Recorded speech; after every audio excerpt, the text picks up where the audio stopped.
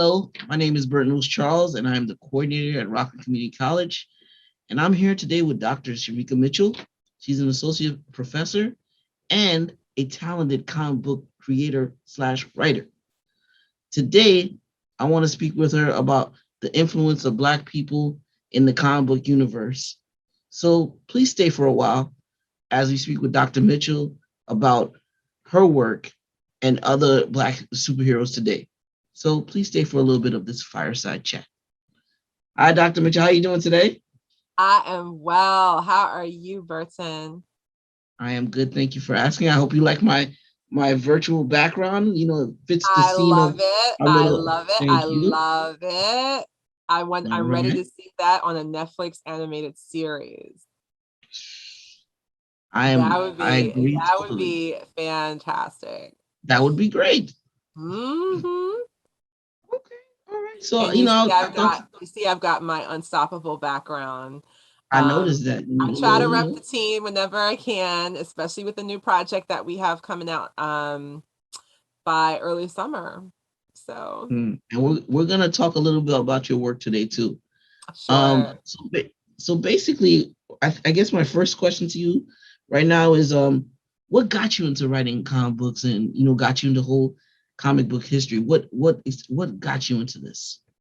Ooh, what got me into it is that I was a fan for almost all my time as a reader. All Um, right. Okay. my brother was very hardcore into comic books, and I would sometimes take a look at his comic books, but my Mhm. world was really comic strips. And Oh, so I okay. was into Charlie Brown and the Peanuts. I was very Yeah. into Garfield. I still have Hmm. my Garfield books from like third grade. Okay. All right. I had the graphic novels, actually, like the collections of the strips. Those were like my precious commodities. Old I school Far also Side fan over here. Yeah. yeah. I couldn't get Fireside when I was 10 or 12. Mhm. I had to grow up a little bit more to understand the humor. Okay. And Okay. but now like, I can't stop, like the Far Side is so funny to me now. But I didn't get it Yeah. when I was 14. Like I was like, what's the joke? And the Family Circus, Yes. Marmaduke. Hmm. I also, when Curtis debuted, I got into Curtis. When the Boondocks debuted, I got into the Boondocks. But I was also reading Dick Tracy. Um, Hmm. and who else was it? There was one more. Oh, Kathy. I loved Kathy. Kathy Yes. was so funny. And Okay. All right. Kathy Guys White, who was the creator, she carved out a lane for herself, to talk about like the experience of being a woman, being younger, dating and work life and school. Like it was just so funny. And so even though some things were out of my lived experience, I Hmm. hadn't grown up enough yet, I still found Kathy like to be very relatable. So there were several strips that were like that. And that's really where I got to see the art of fiction come together in the way Okay. in which how you tell the story. You got to introduce people somewhere. The Wizard of Id became one of my favorites. And it was always figuring out like, if it's the land of id, does that make everybody there idiots? Like, what does that make them? Okay. Hey. And it's like a work of satire, and Hmm. it's making Hmm. fun of like contemporary things, but at the same time, we also see that people are people, no matter where you are, no matter if it's a fictional setting or realistic setting. So comic I strips, find yeah. that interesting. Yeah. Comic strips Um. were Yeah, and comic strips were my thing. And then you have to keep it fresh. It's Okay. not always funny either. So Dick Tracy is not a comedy. Dick Tracy is detective crime drama. Yeah. I And totally agree. some scenes people get killed. Hmm. You see weapons being used. It's not this, high, adventure series. Hmm. So, to be into Dick Tracy, for me, it was just a matter of seeing like the mafia crime world of old, with the gangsters, and he's always after the gangsters, and they have these unique personalities. Their characterization, the way they're drawn, is also very interesting. So, you get a chance to see something like the Al Capone era of, American Oh, crime, absolutely, absolutely. except it's in a comic strip. And, Yeah. then it's like there were the Crime Stoppers, Mm-hmm. where he would talk about, don't answer the door if you don't know, don't open the door, or, ways to keep yourself safe coming home from school, or, little things like talking to strangers. And so I got a chance to appreciate that, as much as I appreciated Hagar the Horrible and Beetle Bailey, who I thought were, really funny. I love the Lockhorns. They were probably one of the funniest married couples other than the Honeymooners. Well, see, this is interesting because actually the next question I was going to ask was who was Uh-huh. your biggest influence? But in what you're speaking to now, and the topic, our topic of the day, I really want to ask you. Now we're talking about these comic strips from back in the day that you used to read, and I actually read some myself.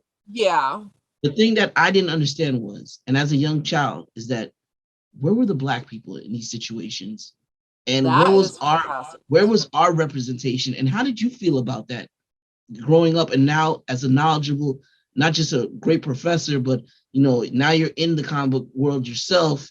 How did you feel about that, and how did that help you with your work?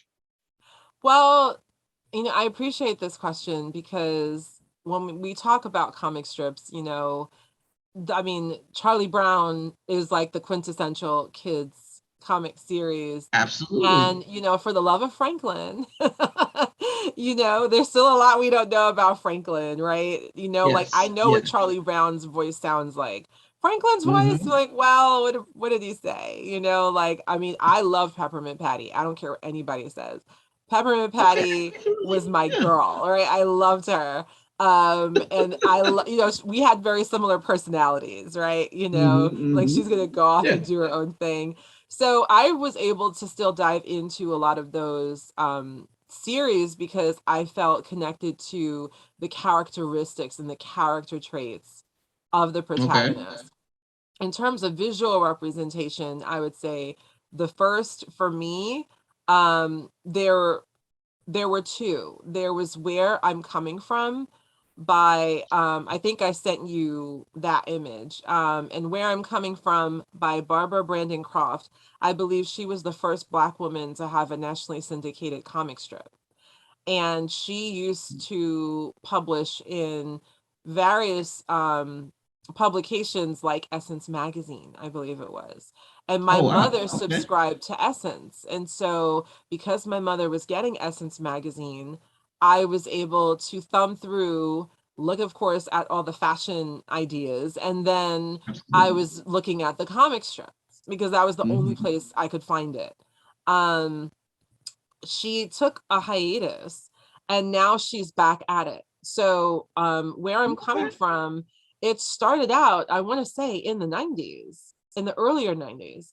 And I'm gonna then have to guess. after a while, and so I think it was really around the time of like post Obama that she felt, you know Mm-hmm. what, Mm-hmm. I've got more to say. And so her comics, the characters that were the most popular, it was there were four or five of them, different women.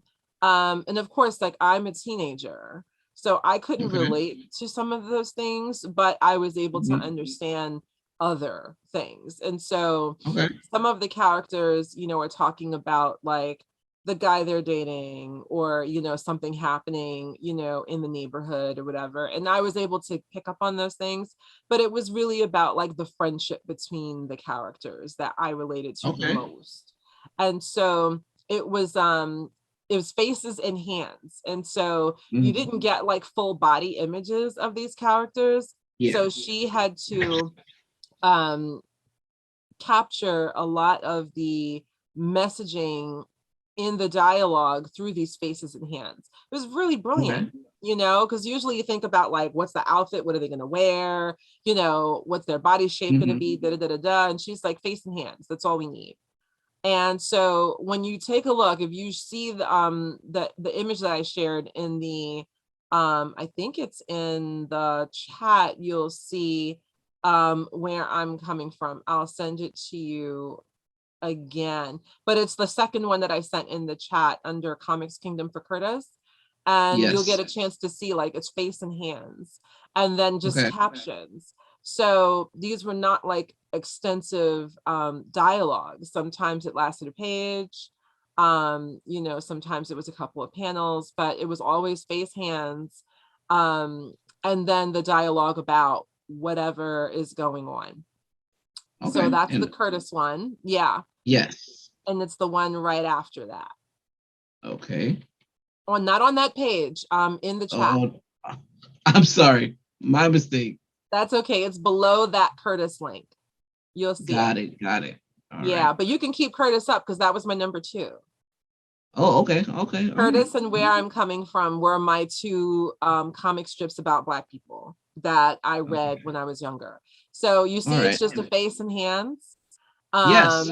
And so we don't really need to see like a lot of, you know, but we still know like who the characters are. So they all have distinctive features. Some are darker in complexion, some are lighter, their hairstyles are different. But it's always face and hands. And this is the series, Where I'm Coming From. And so it's the matter of like, you know what I mean? You know where I'm coming from when I say that? That's and this was the syndicated series that I grew to be very connected to when I would see it in Essence magazine. I believe it was Essence. It could have been Ebony, but I think it was Essence. And then Curtis was number 2 because Curtis was more hip hop. Curtis came out. I'm gonna get there again. Yeah, Curtis was more like, I'm gonna wear my fitted hat, you know, to the side.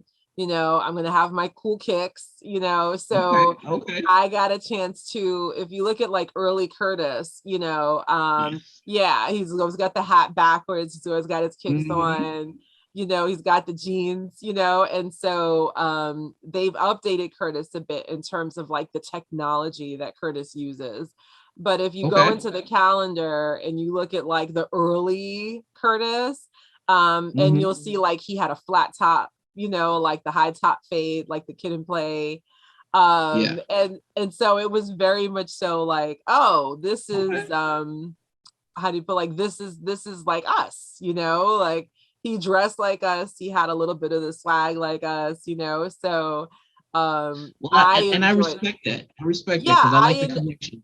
That's what I was missing as a kid myself, to find it was funny. A comic book character, you know, and it was funny. So I found the entryway in Curtis and Where I'm Coming From. The other comics that came out before, I didn't get access to those until later. There was one, The Museum of Uncut Funk, Billy Joe Jive. That is from my childhood, and he's the little detective on Sesame Street. And then we had, from an animation perspective, we had Fat Albert. And so, you know, I think there were eventually Fat Albert comics. I'm not sure. But we watched Fat Albert religiously along with the Jackson 5 cartoon, right? Yes, I do remember that. Because who didn't watch the Jackson 5 cartoon? And it's interesting that my family was very into cartooning. So they were into animations. They were into animation and cartoons. And I mean, like my grandfather was, right? So my grandfather died when this is my mother's father. He died when I was 2, you know, so I don't remember him, but it's interesting that his love of cartoons, like I totally, like I can watch Felix the Cat all day, you know? And so I picked up on a lot of that. Like we can keep cartoons on in this house all day and not get bored of, whether it's Looney Tunes and Bugs Bunny, whether it's, you know, the vintage cartoons like Felix the Cat, or, you know, the one that I love most was like Courageous Cat and Minute Mouse and Mighty Mouse. Now, I gotta say something. I And gotta we're say very something, right? serious people, but we love cartoons. No, and I do too. But when you brought up Looney Tunes, it's not until when I got older did I mean I know as an educated woman and an educated professor, I know you noticed the racism in Looney Tunes Oh, earlier work. I oh, was shocked and appalled when I started correlating the whole their take on black people as well as other races. I just thought it was offensive. I actually stopped watching some Looney Tunes because I was like, and how do you feel about that? I mean, when you started realizing that, hey, they're kind of making fun of us in some way. well, it's interesting because one of the things that happened first, we watched, this was all before the censoring was going on with like violence in children's cartoons, which I think is Mhm. still a little ridiculous, right? For the love of YouTube and all these stupid pranks people are doing, Yeah, I Wile E. understand. Coyote falling off a cliff is not really the reason why your kid is super violent. Like, let's just talk about that.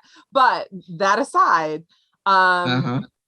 I always, when I would see them like go to some like jungle or whatever, and then I would see these people with like bones in their hair and stuff, I really, honestly, I felt like that's not me. So I don't know who he's supposed to Yeah. be.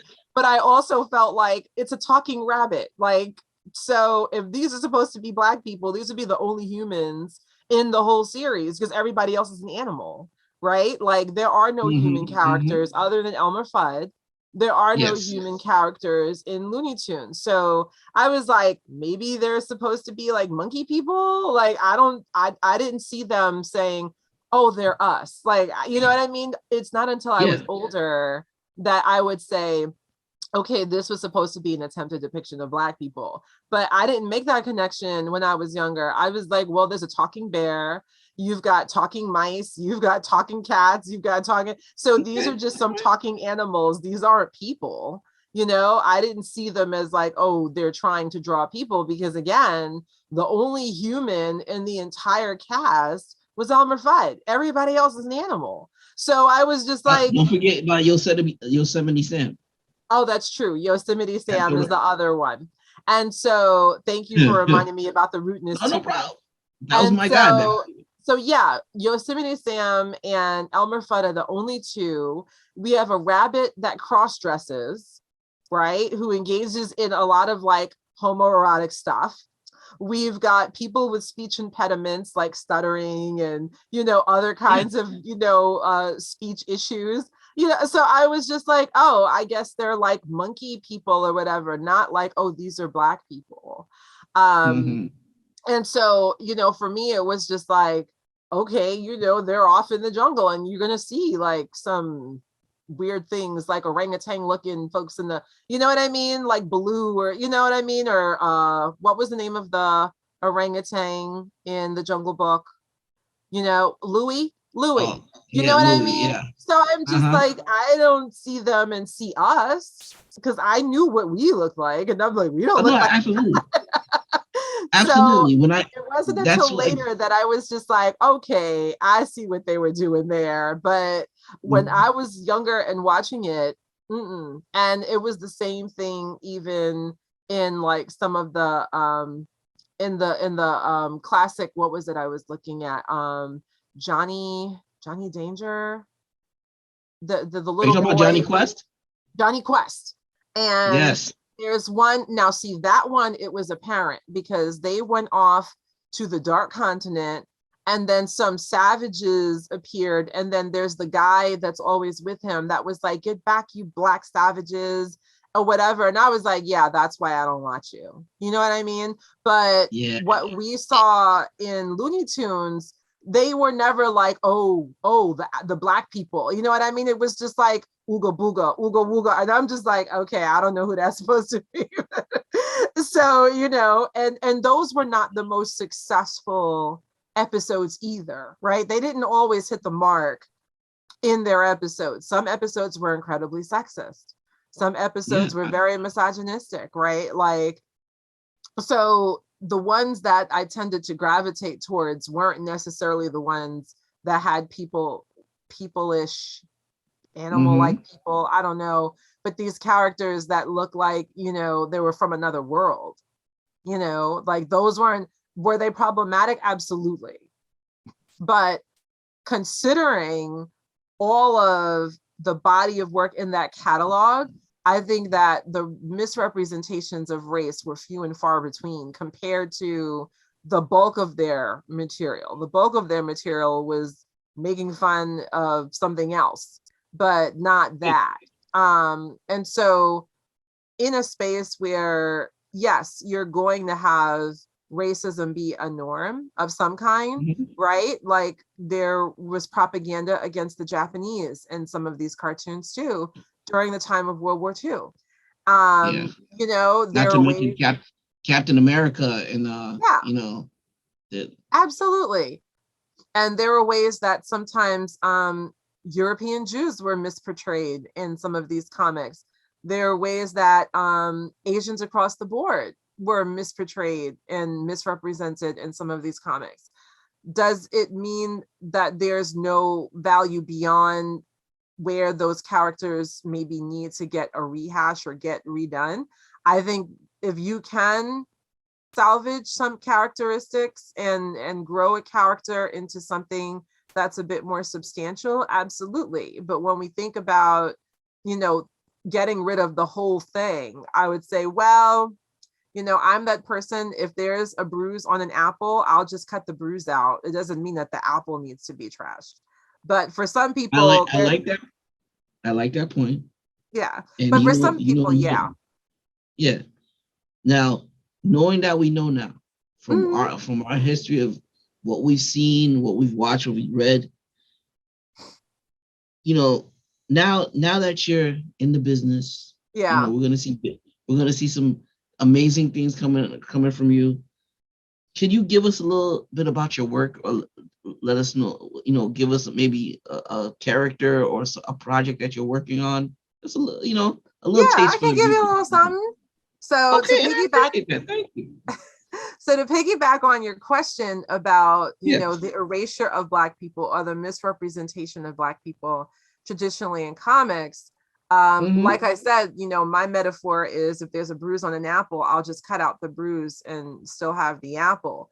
And so, if it's possible to salvage something, then I would. Mm-hmm. So, and the various opportunities that I've had, it's been to present multicultural narratives in a positive light in comics, right? And so, is there still a lot of over sexualization of some of the female bodies, the women's bodies? Yeah, like it depends on who the audience is. There's no such thing as gravity for, all of the bouncing around in, these very revealing outfits.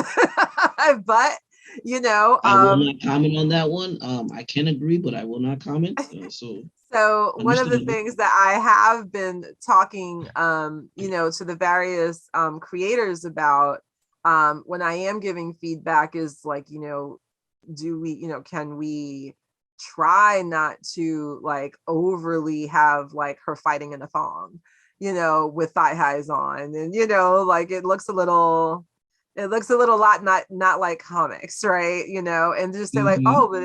but it's a Latina, it's a Black woman. And I'm like, yeah, but she's in a thong, like, who's fighting crime in a thong? And it will sell tremendously, but like, what's the message? So luckily, I found a lane. I carved out a lane for myself in terms of the amount of networking that I have been doing over the years at conventions, learning what people were working on, trying to help elevate their projects, giving them feedback, and then eventually that's like how I wound up with Unstoppable, doing, Okay. some editorial work for them, and then also doing some creative input for them. Okay. It's traditional superhero comic series. Mm-hmm. There is a zombie series too for folks who are into zombies. New York versus the world is probably where you're gonna have fun. And so unstoppable.com is the website. No, unstoppablecomics.com. And we took a bit of a hiatus during the pandemic, and we are working on the new graphic novel release with a new issue. And so we had a successful Kickstarter. I believe it was last year. If not, it was the beginning of last year. Maybe it was late 2020. Okay. And, we've had some time to redirect. We're working on action figures, as well as building out a lot of the merchandising. So there's been some fun there. The first project I worked on for them was the character guide. It was the Bible. And so getting to clean that up was a lot. It's like 100 and something pages, a little over 100 pages. And it's like all of the villains and all of the quote heroes. So I love that. Building out the story world, trying to make sure the story world makes sense, making sure that previous issues are consistent and future issues are consistent with the Bible. That's really where I've been, and that was my first like pro project.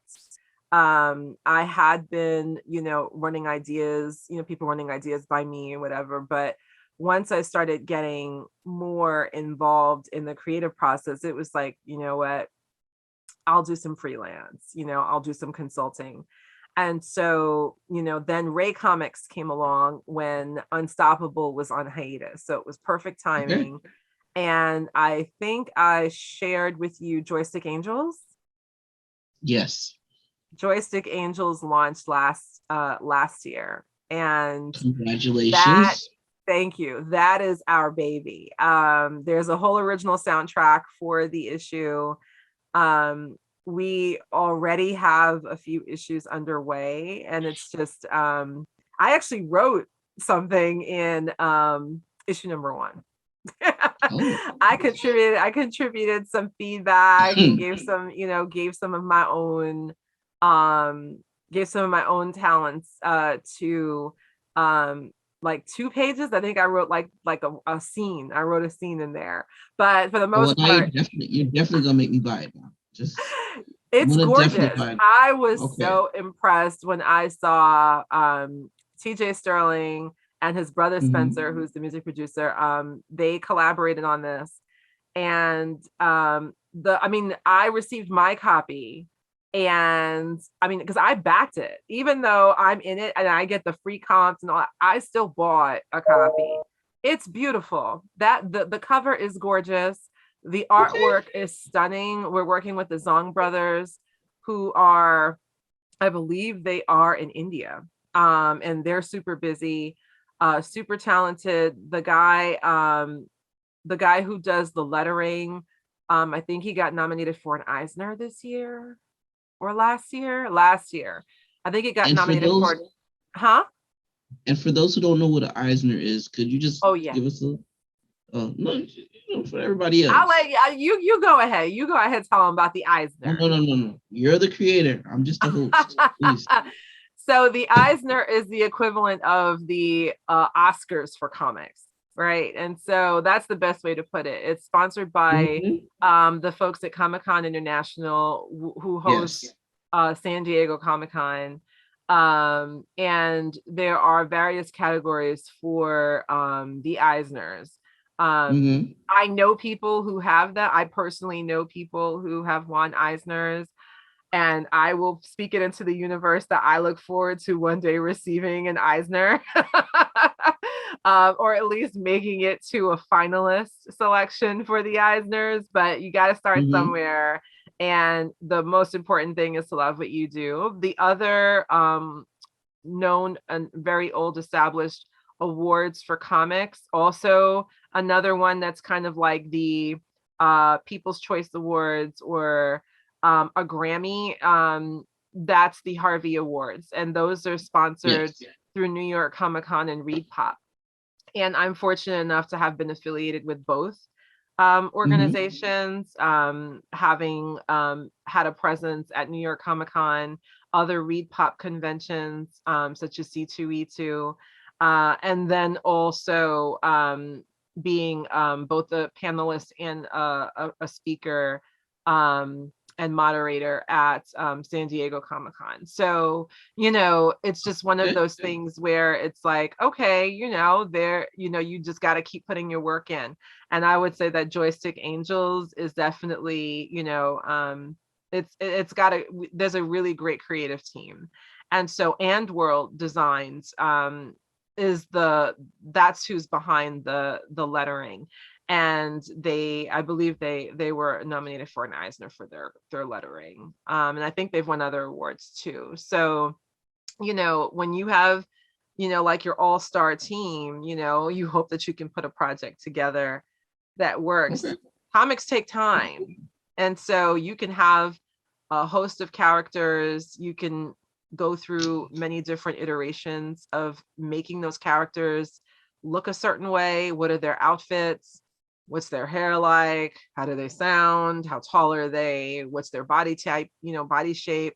What's their skin tone? I mean, it gets really, really, really particular. And then it's a matter of the production process. So from the moment someone writes the script, I'm looking at the script, making sure it makes sense. Then after the pages get drawn, then I'm comparing the pages to the script to see where there may be some changes in the paneling. And then from there, it keeps going into the lettering process, and there are a whole bunch of other steps in between. But and then when it's all done, then I'm looking at it again to make sure there's not a typo anywhere, to make sure that the artwork is consistent. So sometimes, there are so many different passes in each phase. And I've had the opportunity to be involved in some really wonderful projects, and Joystick Angels is the newest launch. So if you get a chance to share that on your screen, people can see how beautiful it is. We will actually it'll be there for the people. Plus, okay, the link will be in the comment below. But talking about characters, and you're talking about the past depictions of female characters in the comic books and everything. I have a picture that I would like to show everybody, if that's okay with you. Sure. And it's something that you actually are working on right now. And you were, you graced me the honor of sending it to me. So secret. It was secret. Just, I want to talk to you about, and can you see this, Dr. Mitchell? Yes, I can. Can you please give me a little bit of insight on this character, please? Because this right here is just a phenomenal piece of art. It makes me want to go buy it right now. But please tell the viewers right now, who is this stunning character? Okay, thank you. Now you can get off your screen. We're gonna stop. There's a hot flash. So Queen Amani Renas is a real person who lived. She was a sovereign ruling queen of the ancient kingdom empire of Kush from 40 BC to 10 BC.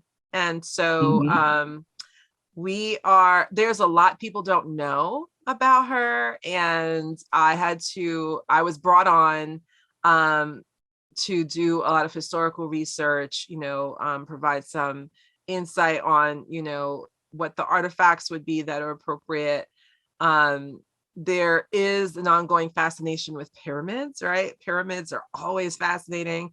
Absolutely. And here it is, like, Nubia has more pyramids than Egypt, right? And so then with the historical debates about race and representation, a lot of the earlier research and archaeology about that region, they looked down on Nubia as inferior to Egypt. These people, these Black people, Black Africa, and all these things that are just very deep-seated race bias. What we found out in the course of talking to some of the most world-renowned scholars, me particularly, is that the established empire it goes all the way back to estimated somewhere around 8,000 BC. They made contact with Egypt somewhere in the 6,000s, 5,000s, and then there were times when, yes, the Nubians had stepped in and ruled in the 25th dynasty. But the idea of what is Black and who is Black in this ancient context, you have different tribes and different groups of people. And so I think it was very difficult for people historically to envision that there was this whole civilization of folks that are melanated in complexion, right? That they are brown, they are dark complexion, they're tan, they are olive, they're cafe, they're cocoa. It's no, there's no way.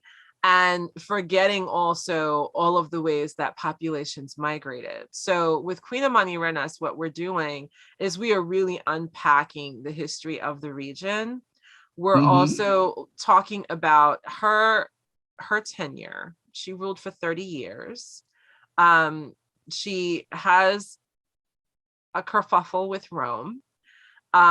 She wins, she prevails in the end. But we're giving that a lot more life. So just as a point of reference, at the time that Amani-Renas is taking over as queen, right, as a sovereign ruling queen, when she takes over her position, right, Cleopatra is already on the throne in Egypt and has been so. So 10 years go by. The first 10 years of Amani-Renas's rule are the last 10 years of Cleopatra's.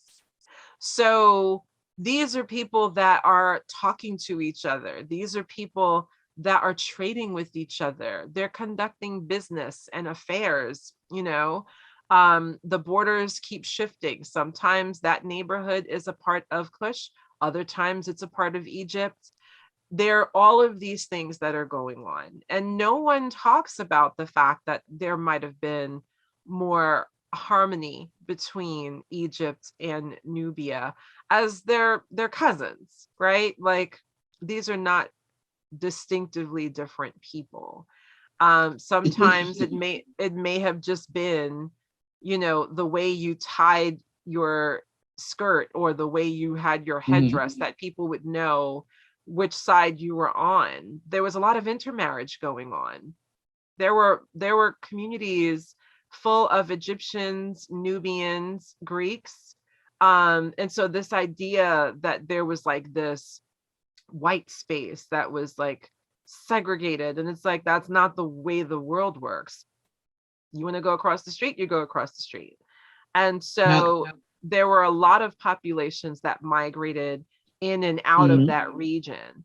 And Nubia, I find that interesting. And so we are looking at Amani-Renas's story and giving her a voice that she hasn't had before, other than this cliched warrior queen, super bad mama jamma, something like Xena the warrior princess, but just throw some pyramids. I was gonna say that, but I just I didn't want to seem like I know, and that's how it gets. The term warrior queen itself is also problematic, right? And so it's no, she's a mother, she's a wife, she's a sister, she's a friend. She's not just going to war all the time and then looking fabulous. So now, did she travel from each area and conquer it? Because it kind of stopped. Her story almost sounds to me, because I was a fan of Western Civ, it kind of sounds like her it sounded like a campaign, almost like when Hammurabi used to go and conquer different nations and different areas of land. So that's a great question.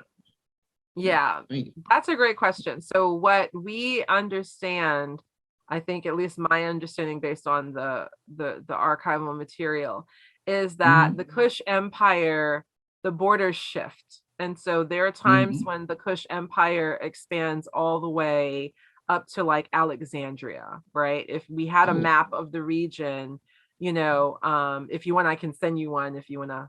Do you want to see one or no? no, no, no. Please, we can put that in the description, but Okay. um, So your story there's really like, is cool. so when we talk about the Nile River, right? Because all of these Yes. communications, all of these communities are along the Nile. So expanding, there are times when Kush expands all the way to the Mediterranean Sea and Alexandria, all the way south to where the Nile splits between the White Nile and the Blue Nile. Okay. So if you think about it in terms of time and space, it's about the size of California. That's about how Wow. big it is, right? Like if we look at it east and west, all the way to the Red Sea on one side, all the way past the Nile on the other side, it's about think about how big California is. Try to Hmm. envision how much of California takes up in terms of landmass. And there are times when it's estimated that Kush is about that size, give or take a couple of miles, right? That it's Wow. that huge. So there are different tribes and ethnic groups that are living there. And then it's just Hmm. that at different times, certain communities step up and take more visibility, right? Absolutely. So that's why I refer to Egypt and Nubia as cousins, because they have family trees that are very intertwined over periods of millennia, not just centuries, but millennia. There's cultural exchange, there's Hmm. intermarriage, there's movement of populations. So by the time we get to her era, it's the end of what's the BC era, right? It's first century BC. And by Hmm. this time, this is the last established empire in Kush. And that's the Myriadic Empire. And the Myriadic Empire goes from like 300 BC to about 315 CE, which is AD. That's a pretty long time. And most of that time, there were women that were sovereign rulers. And so when we think about this ancient empire that she's a part of, these are women who are running the show. Hmm. And the line of succession of power is also matrilineal. So it's who's your mother, who's your sister, who's your grandmother. And it's also a matriarchal society. So it's very different than what we think of when we have conversations about kings and power and ruling and dominance. You are protecting your family, but you're not necessarily going out to conquer in the way that we would think. Yeah. Instead, it's all about like come one, come all. But if you come in here, come correct.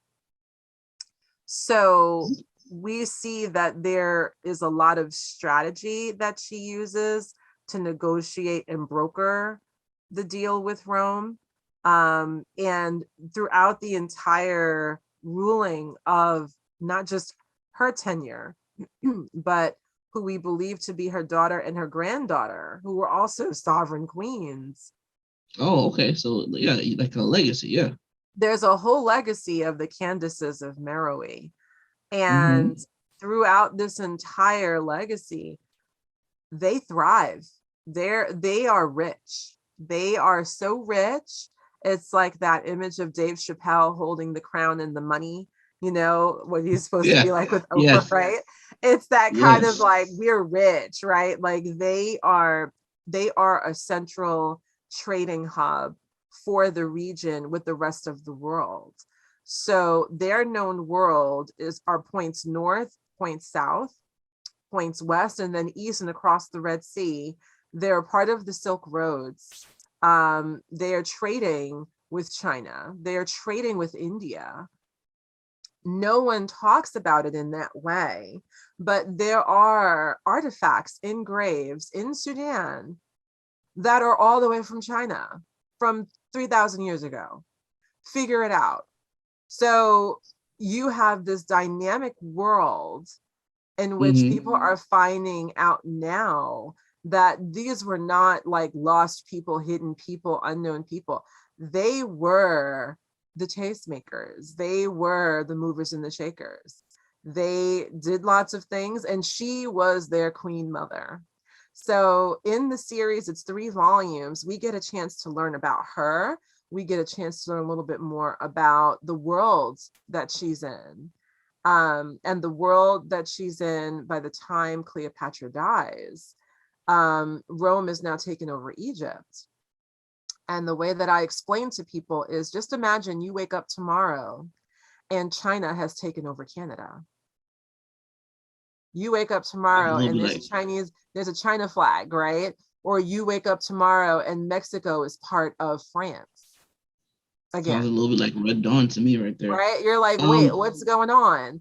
That's the kind of thing that we see in the Mani Renaissance world, right? Yes. Now, question, Dr. Me. Uh-huh. Now that I'm looking at this character that we showed on the screen, she Amani, is yeah. powerful. I see strength. I see kids wanting to be like her. Yeah. Now, this leads me into my next question.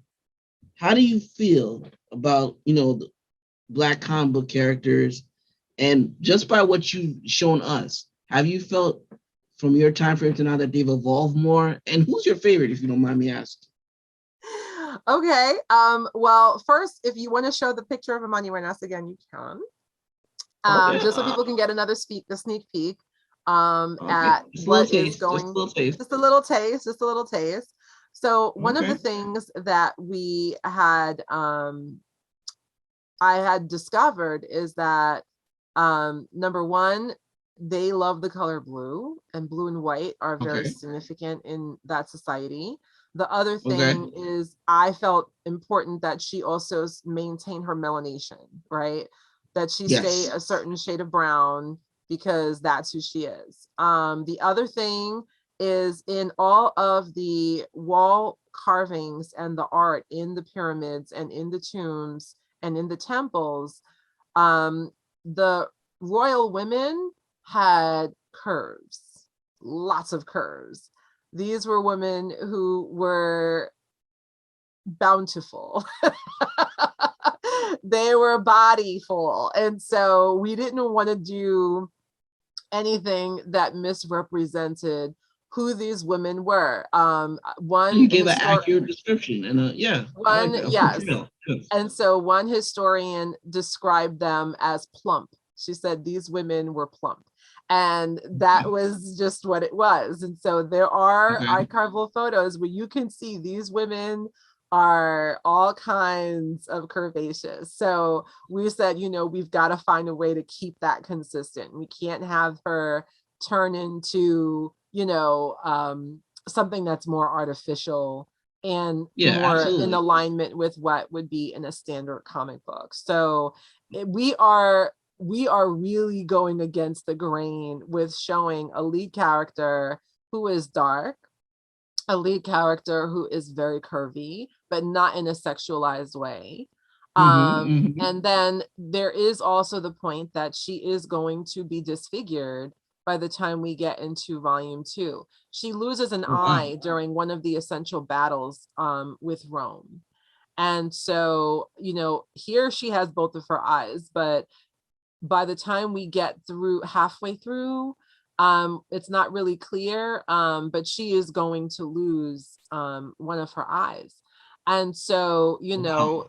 so she is disfigured. And then, there's also stuff to be said about like what happens to her family during this time, because she's leading her people into war. So she Mm-hmm. gathers like 30,000 troops.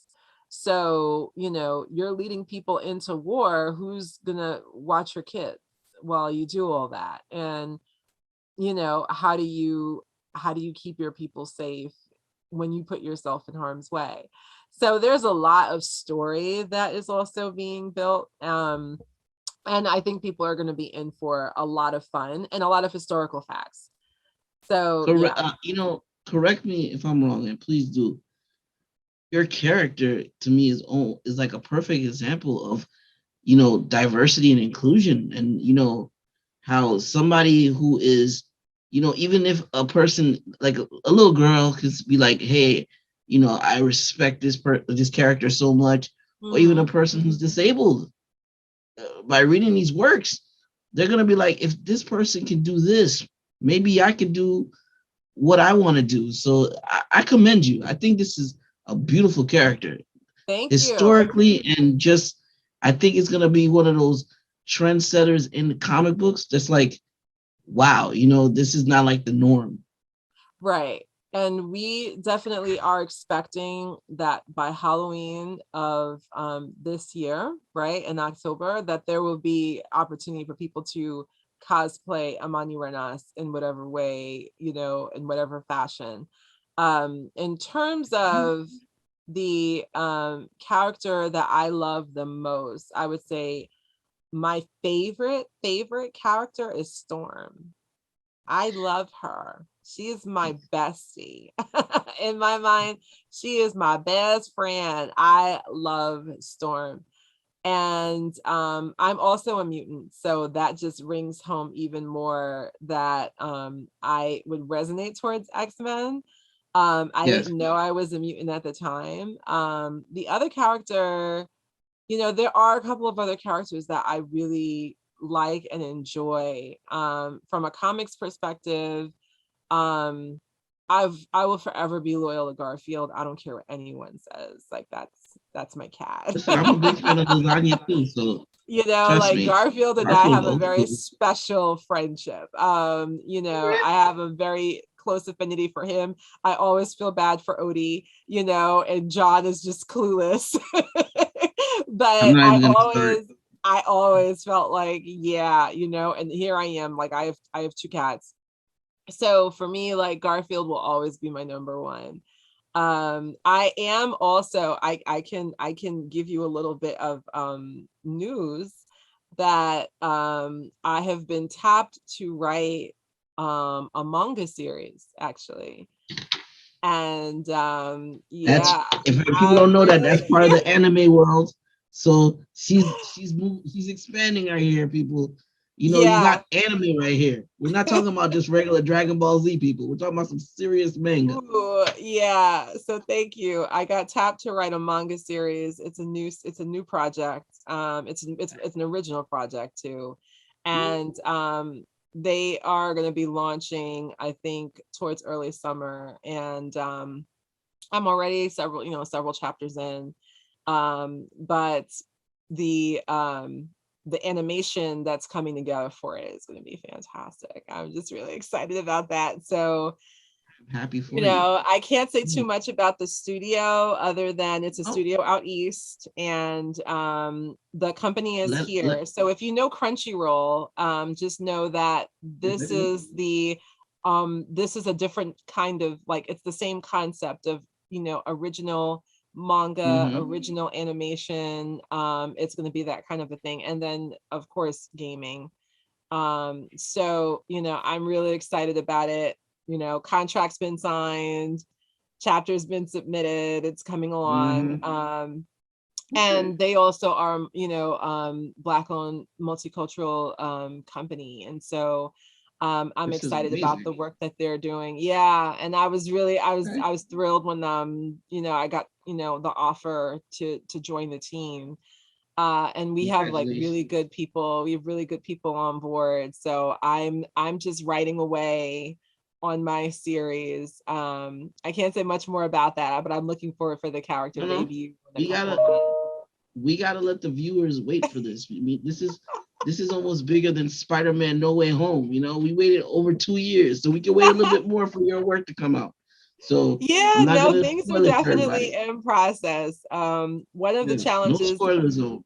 I think one of the challenges that folks in the creative world have is sometimes, you're itching to get it out and like share a picture or something. It's like, don't do it. Mm-hmm. Don't Just do be it. still and Mm-mm. just wait. And so Joystick Angels Volume 2 or Issue 2 is going to be making its way. But Joystick Angels number 1, I believe like it's been sold out every time they go to a convention or they're vending it, like it's gone. And it's a lot of fun. It's All right, really, Dr. Mitchell. it's a lot of fun. If you didn't pick it up, you definitely want to try to, pick it I'm up. gonna try. It's I'm good. gonna. I am very happy with the whole concept. What I didn't do, and probably need to, is play the soundtrack while reading the first issue, because apparently they track very well. And so I've heard the soundtrack and I've read it, but I haven't done them together. And apparently it heightens the reading experience. I'm gonna have to. I'm gonna have to talk to my guy who at the comic book shop and see if he can hook me up. Now, Oh yeah. keeping this said, Hmm. uh, love the fact that you love what Storm is one of your favorite characters. Yeah. Love Storm. My favorite character, I have to tell you right now, and this actually ties into our next question. For me, is Blade. Okay. Blade is one of my favorite. I see the face. It's okay. I am a Blade Oh, fan. I know. I know that vampires and samurai swords have an appeal. But you know what? It's not even Blade that we know now. Okay. And I'm talking about Tales of Astonishment, Tales of Dracula. I'm talking about old school Blade. The new Blade I love now. And to let people know, the Blade that you see in the comic book movies, Blade number one, which came out in '96, I believe, Mm-hmm. was what started the Marvel cinematic universe. And they saved Marvel Comics from bankruptcy, which was amazing. Look, People don't know that. I look, mean, there's a lot, especially when we start talking about Black horror. oh, And we don't talk about that enough, right? Like people are yeah, interested in Get Out, right? And yes. they may be interested in, some other like Blackula, but when we talk That about was Black horror in that way, like Blade is mhm. not for the meek or the mild. Oh no, it's not. It's not, but it's a And great. there will be blood splatter. There Oh will yeah. So be. I can't wait to see what Misha Ali does with the role because it'll ever be for me. It will be forever Wesley Snipes. But this is a new time. I'm just gonna keep it right there. I'm not gonna say nothing else because I get emotional when I talk about Blade. I got comics. My friends know me. But in that retrospect, Uh-huh. how how do you feel about African Americans being represented fairly these days in comic book movies in Hollywood? How do you feel like? Do you feel like Is it like when I talked about Blade and how that started for me the Marvel Cinematic Universe? How do you feel like with like how it's going with the MCU, even the DC? What are your thoughts? Oh, okay. Well, I mean, first, I want to identify that African Americans for me are an ethnic group. And Mm-hmm. so if we talk about African diaspora folks and characters, Mm-hmm. that's a little different than African Americans. Okay. Okay. Folks who are of the African diaspora, right? Like African diasporic characters, I think we Mm-hmm. have more people at the table to allow for the creativity to thrive and for representation to be on point, right? Okay. I think it's also pushing conversations forward about the need to either introduce new characters or give some of these established characters new life. Again, I'm the person that if there's a bruise on an apple, I'll just cut out the bruise as opposed to throw the whole apple out. So I think there's a way sometimes that a character can be saved. I mean, it's telling that when I was watching the Justice League, you know, Mm-hmm. I knew Jon Stewart as the Green Lantern. I didn't know about Yeah, that not a lot of other. people know that. Hal Yeah, Jordan. I didn't Yeah. really know about that other guy like that. And so, And you know, Kyle Rayner. Yeah. yeah, Uh-huh. Yeah. yeah, okay. It's just weird Okay. not seeing Jon Stewart. I'm used to the voice, I'm used to the personality, I'm used to. So being able to adjust to those kinds of concepts, like, Mm-hmm. but it also, as I said at San Diego, when I was on a panel, a few years ago. I said the biggest challenge is that it's going to push people to do more with whiteness. Just having a white character means nothing. What does that mean?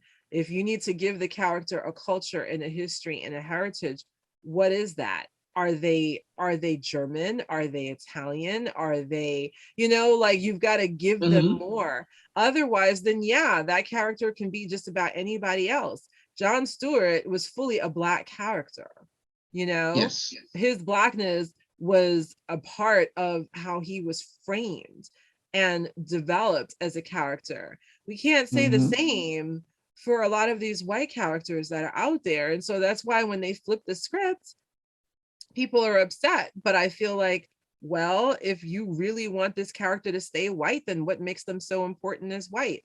Are they British? Like, what kind of foods do they, what's their cultural tradition? It can't just be, oh, they're American, or like that's not enough, because Mm-hmm. American in Texas is not the same as American in Vermont. Like, what does it mean? Like, what are your traditions? We know for these ethnic, quote, ethnic characters, how much substance and layers they usually try to give them when they give them those new lives. But Yeah. for white characters, it's just couched in, oh, they're white. So it's like, okay, are they Australian white? Are they Italian white? Are they Icelandic white? Are they, Norwegian white? Like, there's lots of white out there, and they don't all eat the same foods. They don't all have the same values. They don't even have the same names. So for me, when it comes to African diasporic characters, it's not enough just to have these faces on the screen. Mm-hmm. You got to give them substance. You've got to Okay. give them, and so I have a student actually. You might Mm-hmm. appreciate this. I have a student from a few years ago who is working on a Haitian comic. Nice. And Okay. it's really, and I've seen some test pages. It's really good. The artwork is wow. I said, I don't know where you found your artist, but this is really good. And I think out of the blue, just after the new year, I got some more artwork samples, and I said, wow, he's been working on this for a little over 4 years now. See, me as being a Haitian American and appreciating, you know, the culture, our culture, and comic books. For me, it was like when I heard about Doctor Voodoo, in Marvel, I was just like, But then to sit down and analyze the character, and I was like, wow, he's actually one of the strongest characters. People do not sleep on this guy. He is one of the strongest characters out there. But to hear this, it's great to see where, the whole comic universe is going. For example, I wanted to ask you, what's your views on Sam Wilson being the new Captain America? I don't have an issue. Again, if you're gonna make a character, Mm-hmm. even if it's an established character, you're gonna give the character new life, give it more context. You know, I mean, I understand that sometimes it just means you need to make new characters.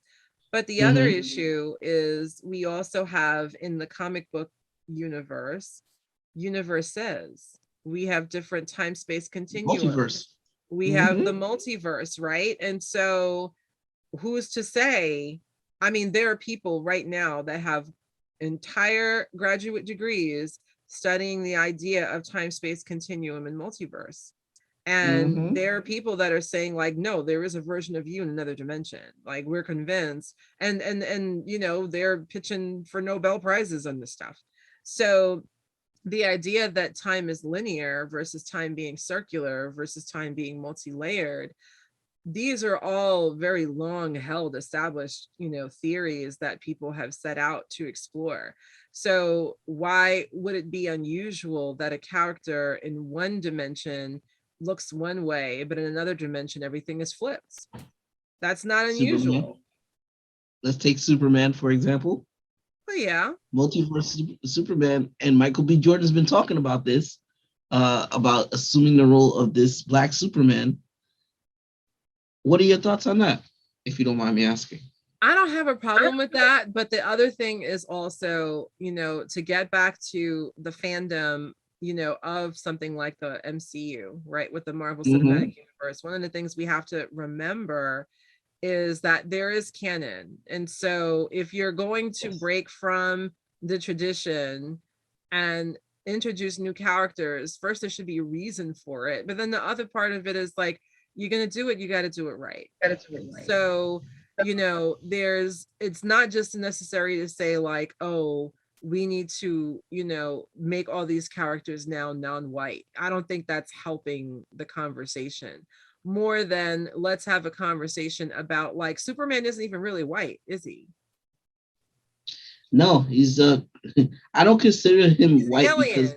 one, He's an he's an alien alien and he's who takes Kryptonian. on So right, he's a Kryptonian. He takes on the mhm. appearance of someone that would be interpreted as white, but then again, he has dark hair. He could totally be Puerto Rican. He could totally be Italian. Like, we don't know, you know. Actually, this whole thing with Superman used to annoy me because I don't get the whole thing about this. I'm Clark Kent. I'm Superman. Oh, that's I'm Clark Kent. you, right? Something Oh, is something yes, that's yes. glass. I didn't realize it was you because you took your glasses off. I know, I know, I know. Oh, But it's that's where I think, Michael B. Jordan is also a fan of manga and anime, right? And so yes. he did a line Okay. for Coach, I think, with Naruto characters. And Yes. he did that. That was a couple of years ago. But here's my thing. Like, would you want to take Naruto and turn Naruto black? It would be weird, right? He's supposed to be Yeah, Japanese. no, it's Japanese. understandable. Yeah. But that's because they gave him culture. Do you understand? Even though people would see Naruto and see blonde hair and see blue eyes and say, oh, he's supposed to be white. No, Naruto Uzumaki is absolutely Japanese, right? Like, all of these characters are deeply entrenched in Japanese culture, Japanese mannerisms, Japanese identities. So even though their physical appearance may look, quote, white, everything else and the substance about the character, like his favorite food is ramen, for goodness sakes, right? Like, he can't get any more Japanese than he already is. So Dr. even Mitchell, if you you were on to your say A like, we're game. gonna make, yeah, so if you're gonna say like, we're gonna make Naruto, into like a Michael B. Jordan lookalike, people go, huh, what? Like, that doesn't make it, huh, he's Japanese. But when you don't give those characters the kind of context and substance, then they're fair game. And so, there's something to be said about how much characterization is essential to making a story work and making the character have life beyond that one panel or that one page or that one scene. So when we talk about Captain America and we talk about Bucky, I'm like, they could be anybody. Like, you know what I mean? They don't have any unique characteristics that make me say like they have to look a certain way. They could totally be anybody. And what it means is that, the writers need to do better writing, like what really is the essence of the character? What are their traditions? What are their values? Because, is even a southerner, right? Like, southern culture is very different than like northern culture. Is he going to say yes ma'am, no ma'am? Like, we don't know how much we're missing out on the fullness of these characters because they were just cheaply just labeled in one racial category and then left to just do things. And it gets Now, tired after a while. It gets boring. It gets really boring after a while. no, I understand. Now, what you said just a minute ago about essence, Mm-hmm. and one of my favorite characters in Marvel and is in the Marvel Cinematic Universe, Black Panther, of course, and let's and rest in peace to Chadwick Boseman, who played an Yeah, amazing role as the Black Panther. it's brilliant. What are your thoughts on the role of the Black Panther, and how do you feel it should be portrayed in the Marvel Cinematic Universe? Do you think somebody should take the mantle and play, be the new Black Panther, or redo the role of being the Black Panther? I don't know what they're going to do because there was the conversation about Shuri. Yes, And that Shuri can also be the next Panther. if they Um, want to be comic accurate, yeah. if they want to keep it accurate. If they want to flip it, then they can always, I mean, look, I want to see Killmonger more. I want to see Killmonger more. I like M'Baku, right? Like there Yeah, I'm are, an M'Baku fan myself. I mean, there's so much potential. And because we know that, people can rotate that position, it's not like It's no true. one else can play that role. We know that, whereas Mhm. Superman, there's only one Superman, right? And so Yeah. whoever steps into the Superman role, they're now falling into the tradition. But with Black Hmm. Panther, that throne opportunity, that crown rotates. And so Hmm. every season or cycle, people can challenge for the throne, and if they win, then they're the new Panther. So there's a lot of freedom there to get new interpretations of what this kind of leadership would look like, what the power structures would look like, what the community and the kingdom would look like. So I'm curious to see what they're going to do. I don't have a problem, at all, with the idea of them even continuing a Black Panther beyond Chadwick Boseman, because again, it's not like Batman, it's not like Superman where there's just one Yeah. and no one is supposed to, rotate. This, you're supposed to have other people that assume the leadership role. So that means anybody can take that crown. It makes it Well very said, Dr. Mitchell. interesting. If they keep it along the lines of the comics, then we'll get a chance to see what that looks like. But I Mhm. heard she got in trouble. I heard she got in trouble for saying some things about COVID and vaccinations or something. So people were like, I don't know if she's gonna be, but in terms of the character having more life, they can still do Black Panther films. Yeah, they You could. know, They could. they can totally still do Black Panther films and not have to be Chadwick 2.0, right? That's not possible, but you can be your Hmm. version of, the character, and until it gets tired, and then somebody else comes along, in the same way, Absolutely. we have that flexibility in the comic world, we can do it in the MCU. It doesn't have to be, that you want to bring in somebody that looks like Chadwick and talks like Chadwick. That's boring, Yeah. right? Like he did it, No, he did a you're great absolutely right. job. Let's move on to whoever the new person is that's going to wear the crown. Well, And, I'm interested in seeing what happens in yeah, phase 5. I am really interested in. it'll be Whew. interesting to see. They made so much money that I think the biggest pressure is figuring out how to top that in a pandemic society. Movie theaters aren't filling up the way that they were before, and I don't know how many people are paying Hmm. $25 to stream it online, online. So Yeah, they nah. may want to wait until they feel people will be more comfortable going back out and about. But I think if you work the kind of magic that you want to, negotiate, you may be able to have a successful box office hit, even Hmm. in a pandemic society in which people may want to just watch it at home, It's true. without It's Disney, true. with or without Disney Plus. I'm still looking forward to seeing the Eternals. I'm still looking forward to seeing Shang-Chi. I have my moments of spacing things out just so my mind doesn't get too crowded. My mind can Okay. get very crowded between my projects and everything else with, teaching full Hmm. time. So Yeah, I absolutely. have to pace it for sure.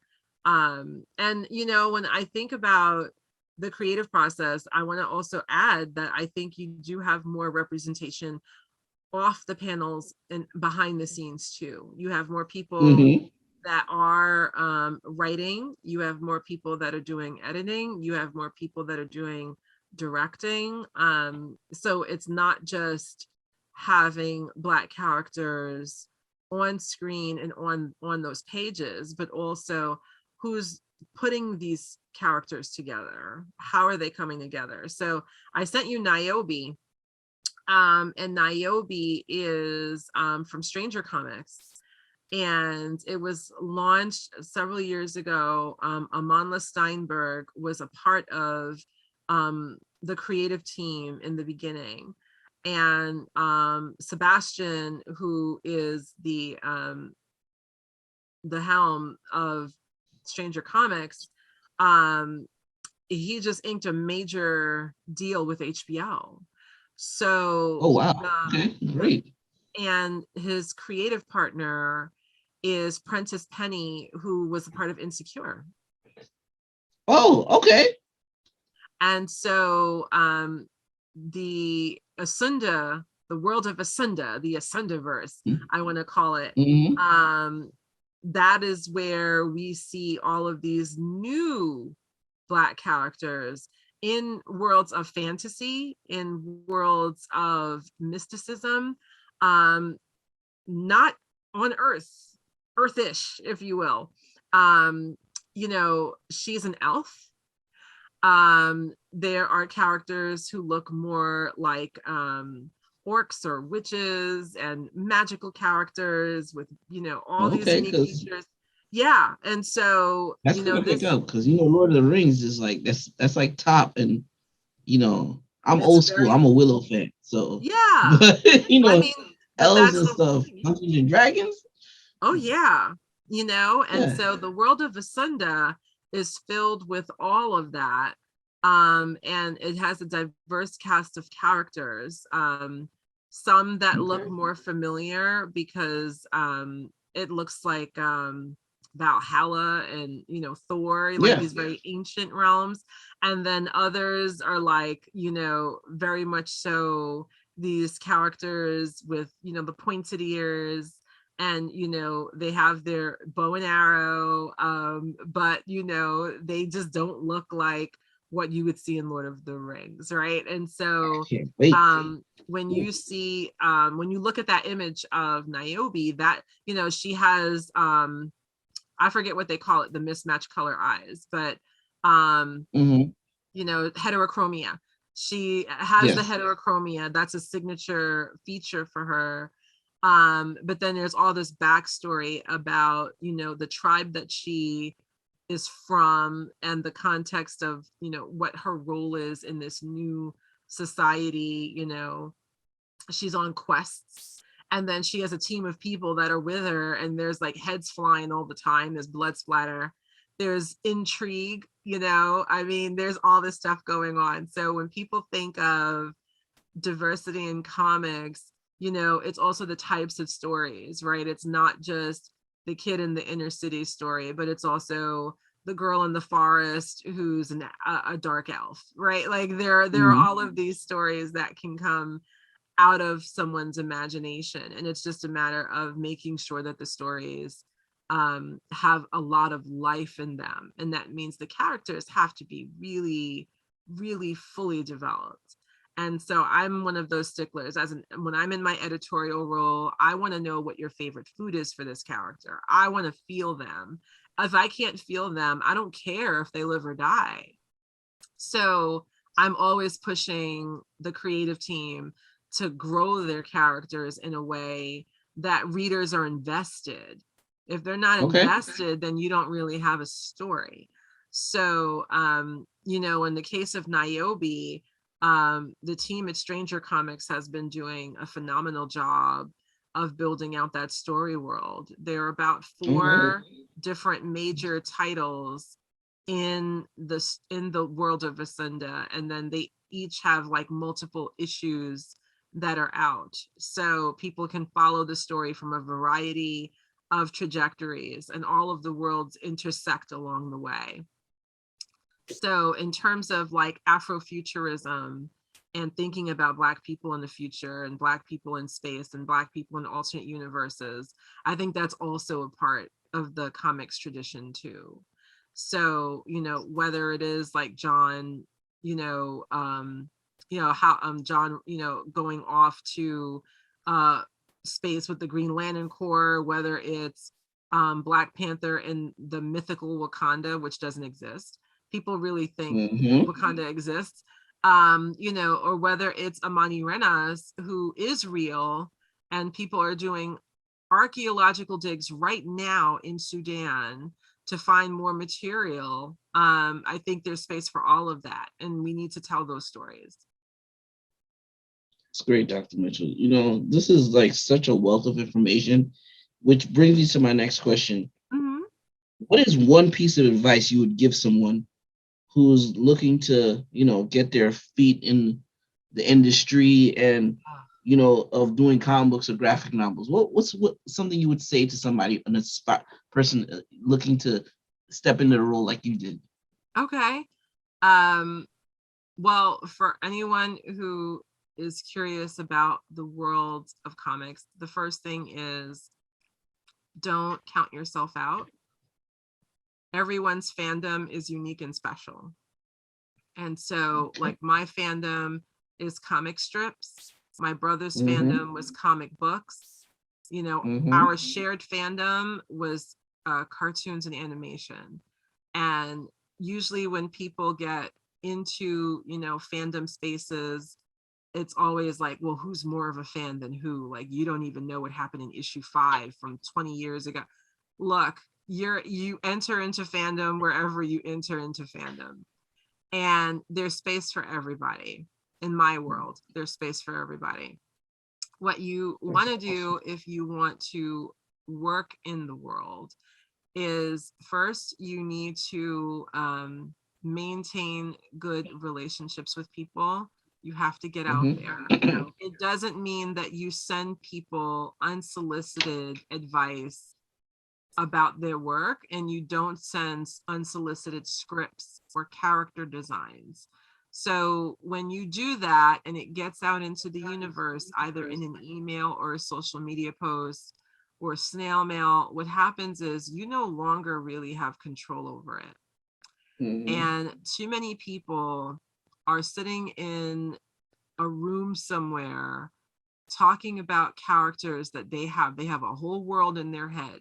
They have all these characters in their head, but they don't want to share it with anyone because they're afraid someone's going to steal it.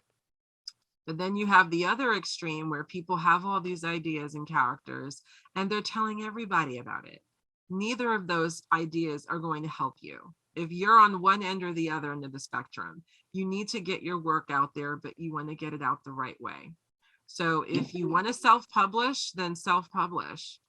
Get people that you can hire to draw, that you can hire to write, that you can help with putting it together. There are legal sides in terms of how much a person contributes to building your character. If you don't build your character enough and you hire someone who does it as a collaborator, they kind of have intellectual rights to that character too. This is what Bill Finger, I think the Bill Finger chapter, right, of what was happening with Batman. Yes. And that he wasn't listed as a co-creator for the longest. And the family had to go through an extensive legal battle to finally get Bill Finger reinstated as the co-creator of Batman. Now, that's any kind of things that come out on Batman, people know. So when you're creating things, you want to think about how much ownership you want to have and what are the next steps. If you want to write comics, you have to write. You have to practice your craft.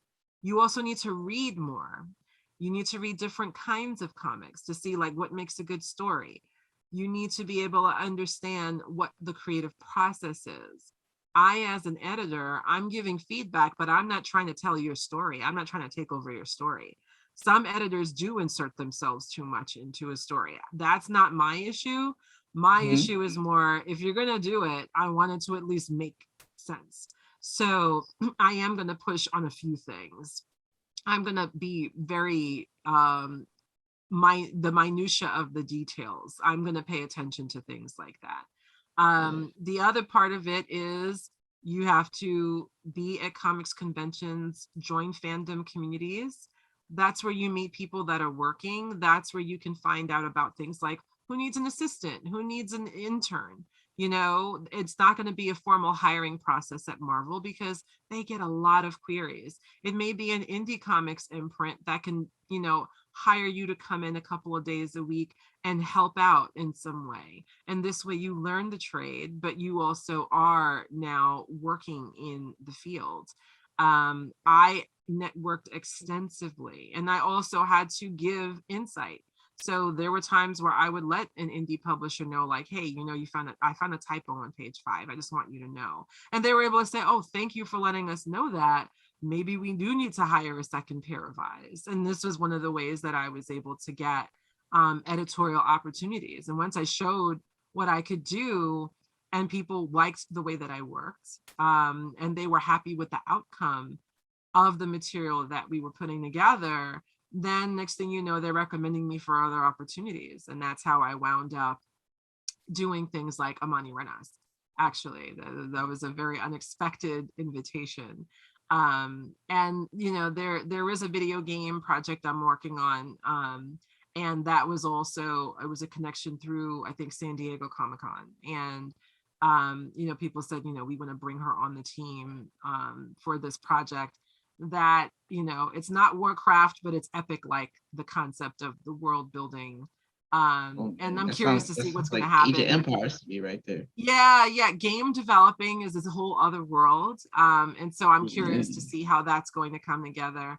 And I'm excited about keeping those opportunities open, and seeing how to bridge and connect. So, there are certain projects that I have in mind that I'm hoping will take off for next year. My plate is really full for this year.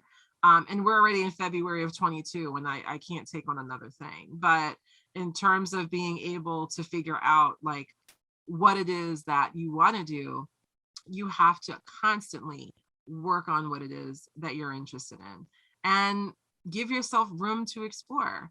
Some people only want to do comic strips. Some people only want to do comic books. Some people only want to do animation. Whatever it is, you've got to know what's going on in that field. You've got to study. I was recently, just yesterday, actually, I was a jurist for Scholastic's National Arts Competition. And Wow. I'm reading, I'm looking at submissions from students from all over the country. And we're looking at hundreds and hundreds of submissions from each region of every corner of the United States. My eyes were very tired yesterday, and my message, because we were invited to share a message with all the contestants, and I said what I'm saying here, which is keep working on your craft. You have to. Oh, very well said. Come on, Dr. Mitchell, you give everybody all this credit. I need to give you some credit. I think you're amazing. Even before I knew about the whole comic book genre and how you just made yourself more amazing to me. But for the people who are watching this video and who are watching this interview and prospective readers, where can they attain your work? So that's where those links. Right there. That's where those links are going to be really important. Queen Amani Renas. Queen Amani Renas is, I think the Ash Can is coming out within the next week or so. So I actually have a meeting later on today with the art team to make sure we're all on the same page about the release. So that is definitely right around the corner. But volume 1 is set to launch in time for the Bridge to Women's History Month. So okay. I'm really excited about seeing women's history from this ancient Nubian perspective. Volume 1 is going to be a whirlwind of fun. In terms of the Joystick Angels, please, I think I sent you the link, but Ray Comics. Yes, you did. You absolutely need to go and check it out. I want people to see that beautiful cover. It is a phenomenal series that is going to just interstellar awesomeness. Then there's Jason. Yes. Jason volume, I forget which volume this is, but Jason is a project that I just finished working on about a month ago, and it hasn't launched yet. She is established as a character in the PB Soldier series. That's Nasid Gifted who puts that out. And it's very science and technology oriented as well as like mystery. Yes. Yeah, as well as mystery. And it's a bit of a thriller. So Jason is one of the characters from that series, and she has, I think there are a couple of issues that she already has out, but this volume is a whole new set of material as far as I know. So um, Jason should be launching, I think it's going to launch by summer, I think, volume one. Unstoppable, the home team, one of the home teams, Yep. Unstoppable Comics, Storm Chasers, issue number 8. I think it's the next volume is coming. So I believe the pages are almost finished. So that's why I'm saying like my plate is really full for this year. Yeah, Because really. Joystick Angels issue number 2 is dropping by the end of this year. Mm-hmm. And then there's Wink Magazine, which we didn't even get a chance to talk about. But Wink Still please review the Magazine, bio below. We got you. Wink Magazine. I am the editor in chief of Wink Magazine. Please post the cover so people can see that if you can. Uh, And can you want me to send you the link? hold on. Okay. I will make sure that I post that for people to see. Yes, Wink Magazine issue number 3 was in December. Issue number 4 is coming out in March, and it's a quarterly publication on comics, short fiction, poetry. Some people write short essays, and it's going really well. It Okay. is super indie. It was my passion project from a few years ago. And I said, I'm a member of Women in Comics International. And I was talking to the founder, Regine L. Sawyer. And I said, like, I really want to do this quarterly thing. And she said, well, we applied for some grants. We got some budget to do it. So let's give it a shot. And so That's during the amazing. pandemic, I wound up having a lot of really tremendous opportunities in terms of creativity and the comics world. So for me, the pandemic was not a reason to slow down. It actually picked things up a bit. And then I still was teaching full time. So being able Wow, to amazing. juggle a lot of those projects. And then I was foster parenting newborn twins. So it was quite an adventure. Yeah, it was quite an adventure. And now, the kids are gone for now. And I still have the cats, so the cats are never boring. But 24/7. the one Mhm. thing, the one thing that becomes really interesting with the project for Wink Magazine is how many people were looking for places to share their work. And we like the material that we have in our pages, like, is really, like, I'm really proud of what we have going on in there. We have an international set. We've got people that are submitting from India, people submitting from Greece, people submitting from Hong Kong, people submitting from rural America, West Coast. It's not just, folks from like New York City, Eastern time. We're getting folks from all over the place, and the word just keeps spreading. So I'm delighted to see what this year will hold for Wink Magazine, because it's expanded tremendously. People are telling their friends, and then their friends are like, oh, I have a little, one page, comic, or I have a poem that I want to submit. And then the committee will take a look at all submissions. Our compensation schedule is modest, but it is fair. And for the love of PayPal, everybody gets a little something for their creativity, and they get a chance to, break through. Because some of the time, you want to shop your material and everyone is shooting you down, or everyone has, they're full. You have to think outside the box. And so it's a good place for people who are established to still put their creativity out there. And for people who are new, it may be a good place for you to get adjusted to the world of publishing, to see your stuff. So volume 1 is going to be bound, and that's going to be all of the 2021 issues, and that's going to be coming out in early summer. So right now we just closed submissions yesterday. for the March issue, and we publish on the equinox and solstice schedule, and that keeps everyone on time. You know, if there's an equinox Okay. or a solstice coming, we have a deadline. So people can't forget, as opposed to trying to keep it like with an arbitrary date. I said, okay, let's keep it that quarterly with the lunar and celestial cycle. So far so good. But Wink magazine is where you can see a nice little collection. It looks like a comic book, but inside it's a combination of different genres.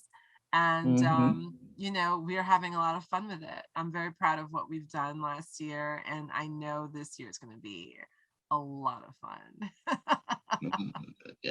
Just, just reiterating for everybody, she said Wink magazine, just throwing it out there, Wink but magazine, yes.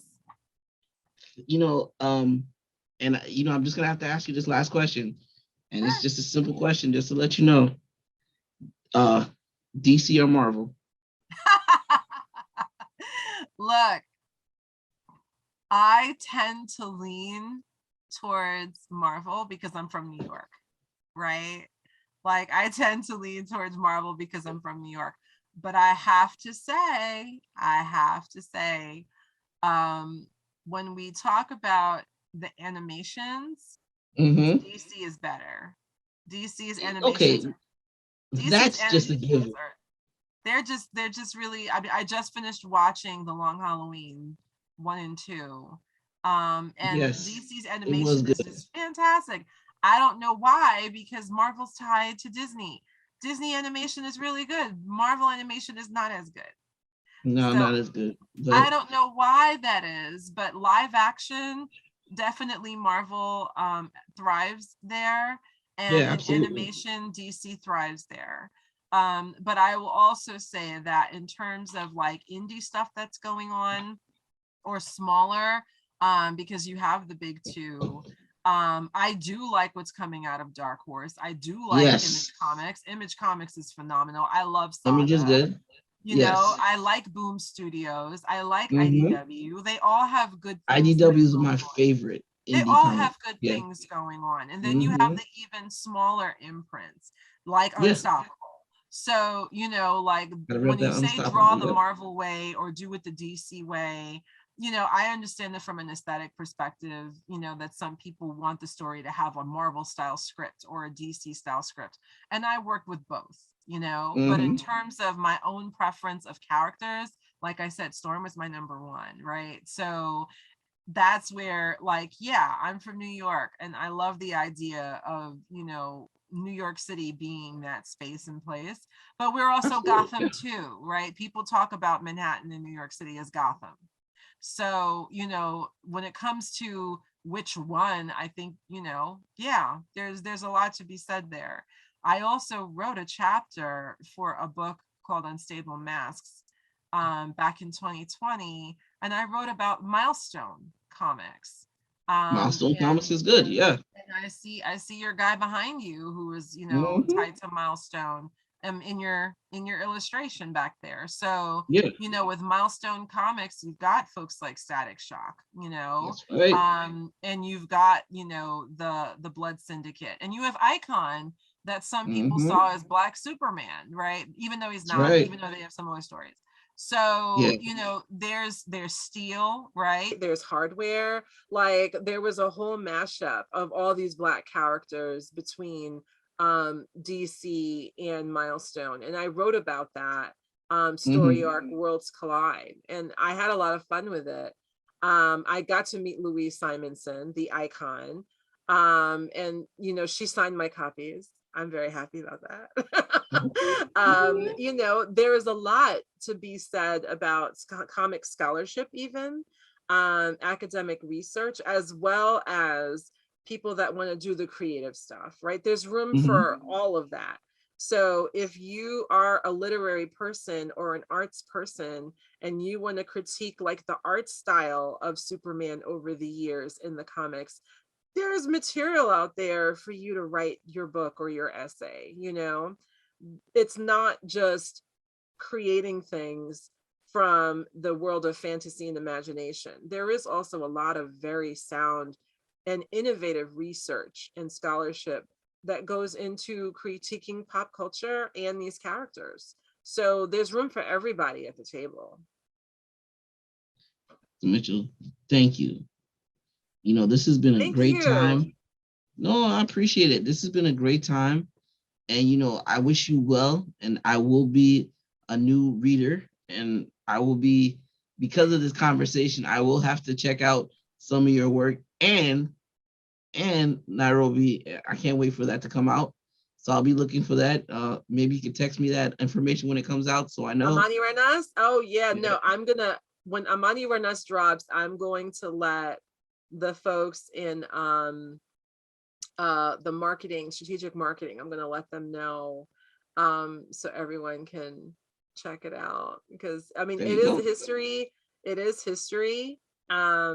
We are, just so you know, I have been in contact with some of the leading institutions in the United States that have, these are museums that have collections that are connected to her era.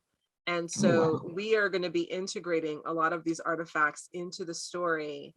And then, just like Pokemon Go, we're going to encourage people to go visit these different museums, find the artifacts, and do that as part of a way to like read the story and then roam through the museum, finding where the artifact is located.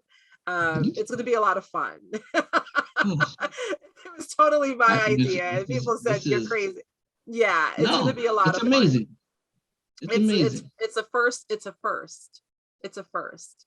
I'm actually saying, like, it is a first. So right now, the collections that we're referring to are the Metropolitan Museum of Art, the Penn Museum, which is tied to University of Pennsylvania, the Kelsey Museum of Archaeology at University of Michigan, the Oriental Institute at University of Chicago, the Royal Ontario Museum, which I believe has connections to the University of Toronto. And then there also are other, and the Museum of Fine Arts Boston, which I think has an extraordinary collection of not just Nubian and Cushitic artifacts, but from her era of the Myriadic Empire. So there are lots of folks. The World History Encyclopedia is supportive of our project. I have been doing a lot behind the scenes to get everybody, interested and invested in what it is that we're doing. And we think that our readers are going to now dive deeper into all of these different collections to find material that is historically accurate, but then also interesting and entertaining in the series. So it's going to be a lot of fun. I can't wait. But I can't either. Dr. Mitchell, thank you. Thank you. And I want to let everybody know that in the description and in this video, we're going to have all your information there. We're going to have links so you guys can get to her info, and some of the content that she spoke in this video today. We'll have that as well. And, for Black History Month, we're going to be having more events through Rock Community College and YouTube and other social media. So I want you guys to, stay tuned. There's going to be things to come. There's going to be more events, more videos.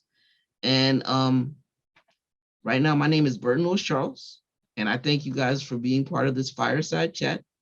And you guys take care. Dr. Mitchell, thank you very much. Thank you.